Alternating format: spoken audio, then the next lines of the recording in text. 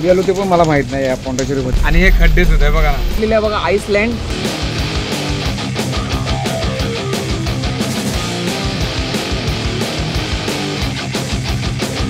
हे लोक आपल्याला त्रास देत नाही, पण आपण ह्या लोकांचे नियम तोडायचे नाही. आता बघा कुठेतरी चांगला रोड लाग, सकाळ सकाळ अशी जर पनवती लागली तर कसं होईल. हे है केरला का आम. तो आप केरला का आम खा के देखो. संपूर्ण व्हिडिओ बघा, मुंबईपासून निघालेलो ते केरलापर्यंत.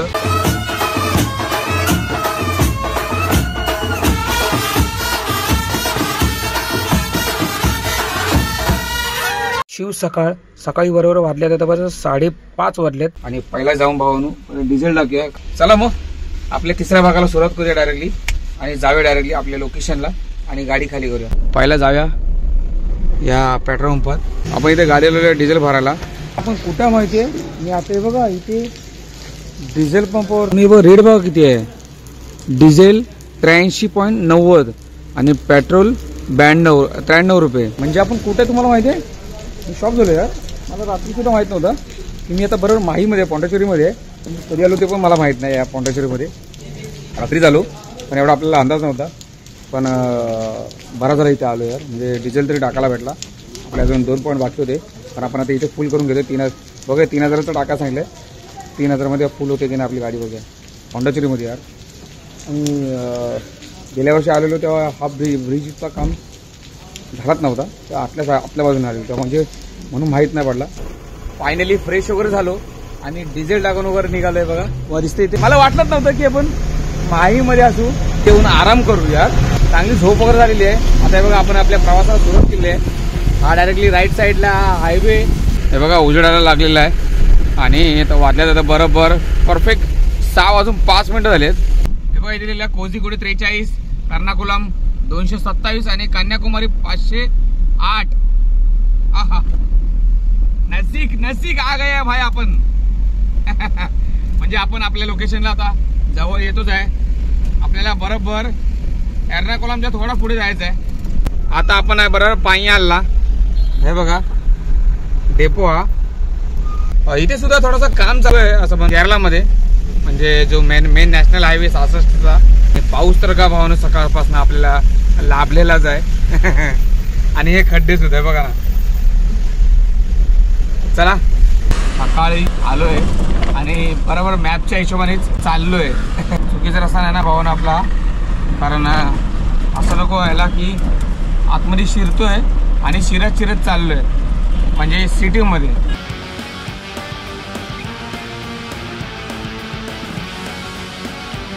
आपण बघा आता जस्ट आता पाठीमागे कोझीकोड सोडला आणि हा केरलामधला सगळ्यात पहिला टोल.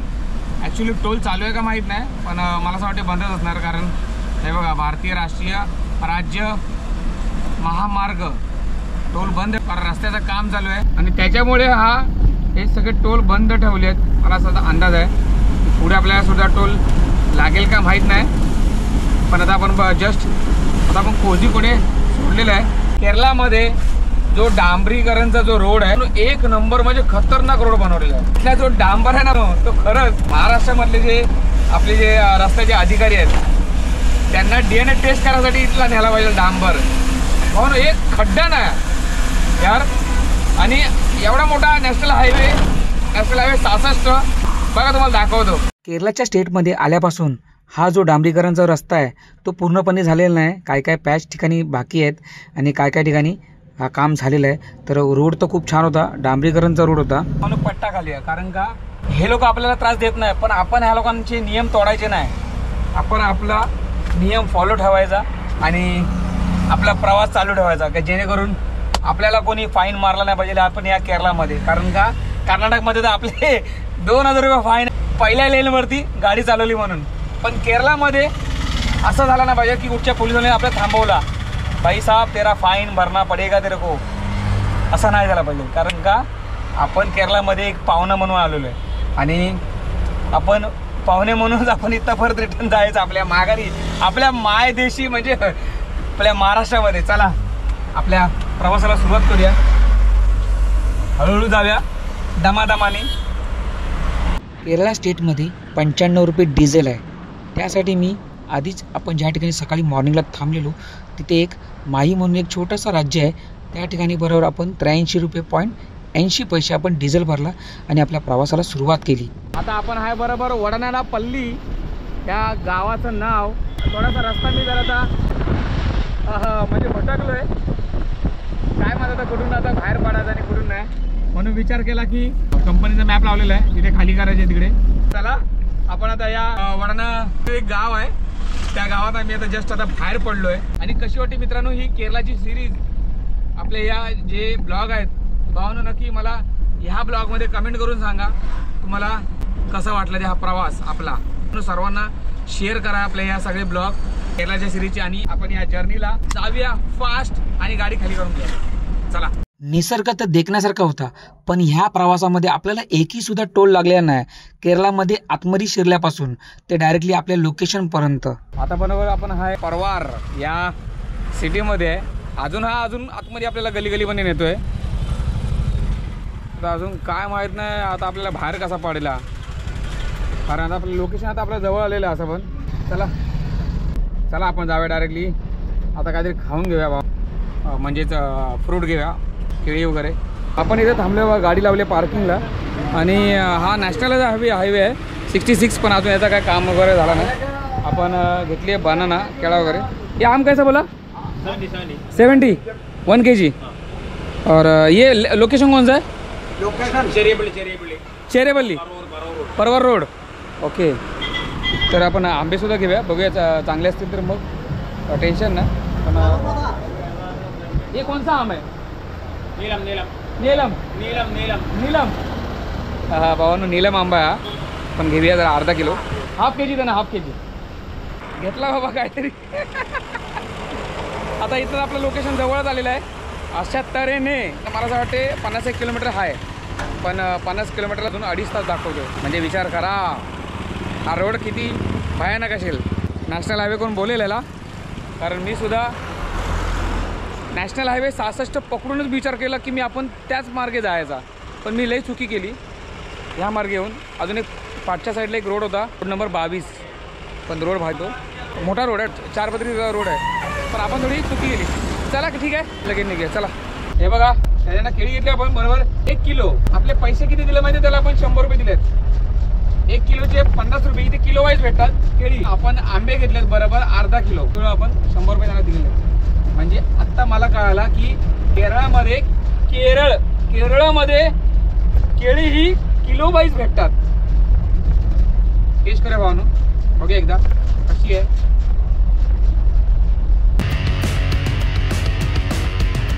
जी महाराष्ट्रामध्ये किंवा मुंबईमध्ये भेटतात केळी त्याची चव आणि ह्याची चव जमीन आसमानचा फरक. आणि ही आत्म्याला पिवळी आहेत जो खातोय ते केळं आपण, आणि आपण जी महाराष्ट्रामध्ये आपण खातो ती बरोबर आहे सफेद. बघा ना मग दिसते पिवळा. आंबे सुद्धा खाव्या, पण आता नाही, जरा लोकेशनला जाऊया मग खाव्या. चला फटाफट. आता आपण बरोबर पोहोचलोय बघा आपल्या बरोबर एर्नाकुलम. आणि एर्नाकुलमच्या पुढे आपल्या बरोबर आपलं लोकेशन आहे. आपल्या बरोबर डायरेक्टली जेटीवरती जायचं आहे, समुद्राच्या एकदम बाजूलाच आहे. त्यांचा वर्कशॉप आहे का माहीत नाही, जस्ट कॉल आलेला मला, बोले मैं आपको लोकेशन भेज चुका हूँ, आप देख लो. तर आता मी लोकेशन चेक केला, फक्त 18 किलोमीटर, म्हणजे आपण एकदम ऑलमोस्ट जवळ आलेलो आहे आपल्या लोकेशनच्या. आणि तुम्ही बघू शकता आपण आता बरोबर एर्नाकुलमच्या इथे. आता बघा कुठेतरी चांगला रोड लागला वाटला यार, म्हणजे एवढ्या धक्काबुक्कीच्या या खड्ड्याच्या प्रवासामध्ये आपण आता चांगला रोड भेटला आपल्याला फायनली. आणि इथनंच बरोबर 9 किलोमीटरनं आपल्याला राईट टर्न मारायचं आहे, म्हणजे जेटीवरती जायला. कमीत 100 ते 125 किलोमीटर रस्ता खराब आहे. NH66 हायवेचा काम चालू आहे. जवळच राहिलेला आपला केरलाच्या सिरीजचा शेवटचा क्षण तो म्हणजे चला जाऊया डायरेक्टली गाडी खाली करायला. हे बघा चला.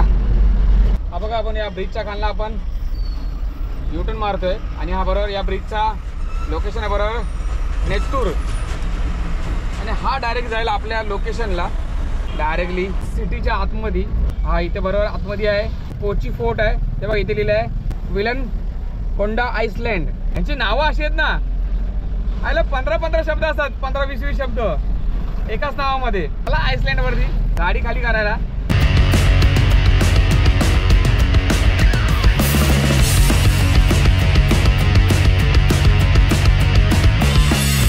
पण या गेटमधनं आतमध्ये जायचं आहे. कोचिन पोर्ट या गेटमधनं आपल्याला आतमध्ये जायचं आहे आणि इथे एंट्री देऊन चला मग आतमध्ये घुसूया आणि जाऊया डायरेक्टली. आता लोकेशन बरोबर साधारण 1 किलोमीटरवरती राहिलेलं आहे. आपण पटकन जाऊयात. आणि आता कॉल केलेला, ते बोलले की इथे टोल भर आणि आतमध्ये ये. चला, ही बघा, ही आपल्याला रिसीट दिली आहे त्या लोकांनी. 16 रुपये घेतले फक्त, जास्त नाही. मी त्यांना आधी विचारलेला पार्टीवाल्याला की सेठ जी कितना पैसा लगेगा, तो बोलला ज़्यादा नहीं, 20-30 रुपये लगेगा. बोला अच्छा ठीक आहे चलो. तर आपण पोर्टच्या आतमध्ये आपण शिरलो आहे. चला तर डायरेक्टली फटाफट मेहनत करून आपण इथे आलो आहे. आरामसुद्धा झाला पाहिजे भावानो, कारण भरपूर अंग दुखतोय. अंग फक्त कुठून दुखायला लागला, जेव्हा आपण केरळच्या आतमध्ये एंट्री केली तेव्हापासून थोडासा त्रास व्हायला लागला. बाकी काय नाही वाटला. चला पटकन जाऊन खाली करून या. मध्ये तरी आलो आहे. देखो इथे चर्च आहे, इथे लिहिलं आहे बघा आईसलँड, W आईसलँड. तर इथूनच बरोबर आपलं लोकेशन दाखवते. तर चला, इथे समोरच आहे मला असं वाटते. हे बघा, ही कंपनी आहे ॲक्वा. ही मटेरियल मला असं वाटते पाठीमागे खाली करायला लागेल गोडाऊनमध्ये, काय माहीत आहे, पण हीच कंपनी आहे. त्याच कंपनीमध्ये बघा ते समोर वाट बघते. ते बघा ते समोर आपल्याला हात दाखवला. चला फायनली बघा आपण पोचलो आहे बरोबर आपल्या या कंपनीचे. ते फ्रंट साईडला त्यांचा म्हणजे बॅक साईडला त्यांचा गेट आहे आणि आपण पाठीमागे आलो आहे. बरं आपली गाडी खाली करायला घेतली त्या लोकांनी. जस्ट त्यांचा फोरक्लिप होता, त्यांना सकाळी सांगितलेला की तुम्ही फोरक्लिप मागून ठेवा. तर त्याच्यामधले दोघं जण आहेत, ते लोक हिंदी समजतात. तर त्याच्यामुळे मला काय आता एवढ्या अडचण झाली नाही. पण आता ते लोक त्यांची पाठीमागे गाडी लावलेली आहे फोरक्लिपनी. चला आपण गाडी पटकन खाली करून घेऊया. उधर लगेगा वो पत्रे को लगेगा साईड में. बघा मित्रांनो, ही 750 किलोची पेटी आता बाहेर काढता डायरेक्टली. पेटी फायनली खाली झाली. आता बाकीचं जर मटेरियल आहे तो फक्त एकदम हलका आहे. एक जण पण उचलू शकतो, एक माणूस. पण जास्त करून मेहनत याची होती. चला आता ही जी बाकी आहेत ती पूर्णपणे खाली करून घ्या भावना. चला, हे काय नॉर्मल आहे. दोघं जण माणूस उचलू शकतो. एक 10 किलोचा आहे, सॉरी एक 5 किलोचा आहे, एक 25 किलोचा आणि एक 70 किलोचा आहे. ये लोकेशन का नाम क्या है? हाँ, आइसलैंड. Island Cochin island. अच्छा, कोचिन आइलैंड. ये कंपनी इधर का, ये मतलब आंध्र आंगर. अच्छा, मारिन अंगर मारिन. ओके. तर ह्या ठिकाणी भावानं आपली कोचिन फोर्टला खाली झालेली गाडी. तर चला ते पण जरा खाली करून घ्या पटकन आणि पहिला बाहेर पडे भावानं, काहीतरी चहा वगैरे पिऊया. भावानं फायनली आपली गाडी खाली झालेली आहे. 5 ते 10 मिनटात फक्त ते आपली गाडी लगेच खटकन खाली करून घेतली. त्यांनी ती मशीनच आणली फटकन बाहेर काढण्याची. पेपर ते लोक गेलेत रिसिव्हिंगसाठी दिलेत. तर ते बोलले की 10 मिनटं थांब, तोपर्यंत तू बसून राहा. ठीक आहे चालेल. बोललो मी बसण्यात नाही आहे, मी काय ना काहीतरी काम करेल. ते म्हणजे हे बघा, हा आहे आंबा. खावे जरा. आंबा घेताना ना तो जो अंकल होता आपला केरलामधला, तो का बोलत होता कि ये कर्नाटक काम नहीं है, वो कर्नाटक काम उसमें सड़ा हुआ रहता है, खराब रहता है वो ज़्यादातर. ये है केरला का आम. तो आप केरला का आम खा के देखो जरा, ऐसा लगेगा. बोलो बघूया जरा. त्याला बोललो मी हापूस का बास आता है. तो बोले इसका बास नहीं आएगा. वो हापूस वो महाराष्ट्र में मिलता है, रत्नागिरी में, कोकण में. तो चला पटकन खाऊन बघूया. तुम्हाला माहिती आहे ना कसं खायचं ते.